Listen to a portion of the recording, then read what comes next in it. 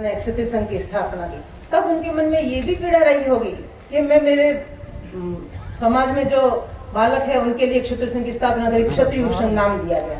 तो उनके मन में ये भी पीड़ा तो उस टाइम रही होगी कि मेरे समाज की बालिका है, उनके लिए भी कुछ ऐसा होना ही चाहिए।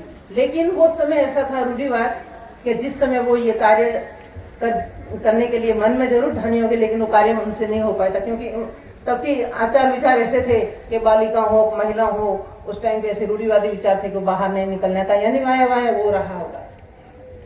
कुछ ये समय चलता रहा। बाद में हमारे गुजरात के वशिष्ठ संशोधक है, अजीत सिंह जी धोलरा साहब है, और कई हमारे भगवंत सिंह साहब है, कई इन्होंने बुजुर्गों ने मिलकर इस विषय पे चर्चा थोड़ी की कि इस जो बालिका वर्ग है, जो महिला है, जो आज की बालिका है, कल की वो माता बनेगी, माता निर्माता होती है, तो हम उसके ऊपर हमें थोड़ी विचार करना चाहिए।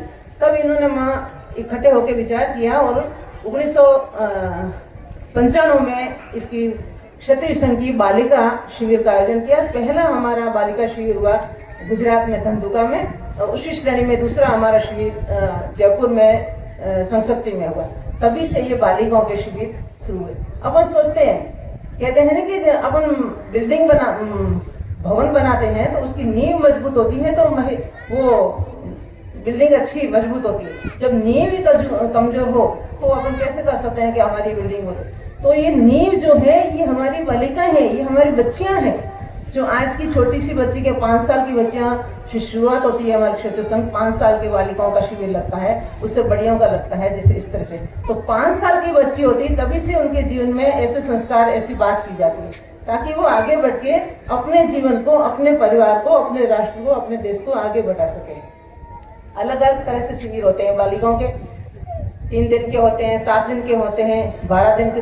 संपूर्ण पूर्ण रूप से उसका आयोजन, उसका जो भी संचालन करती है वो महिला, ये मातृशक्ति ही करती है, पूर्ण रूप से वो संभालती है। उसमें पुरुष और कोई भी आते नहीं है, सारा का सारा कार्य वो महिला विभाग ही उसको संभालता है। फिर ये बालिकाओं के शिविर हुए, फिर उसी श्रेणी में हमारे दंपति शिविर शुरू हुए।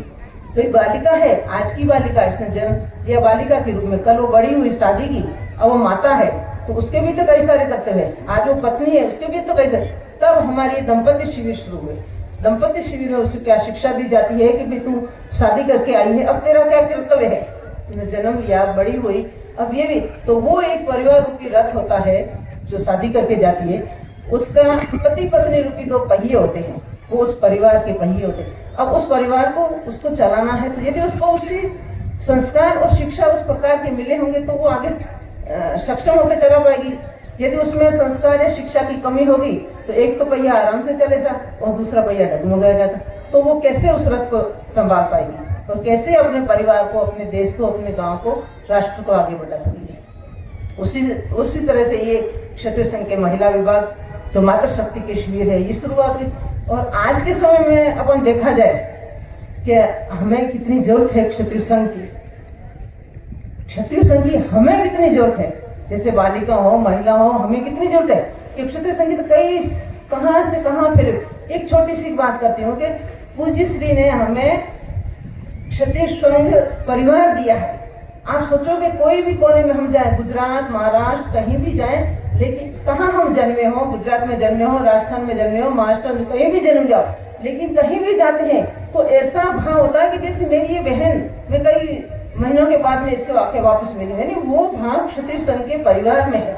और वो भाव इस तरह बालिकाओं के अंदर दिया जाता है, यानी वो इतने बड़े परिवार का मेंबर होकर संभाल सकते।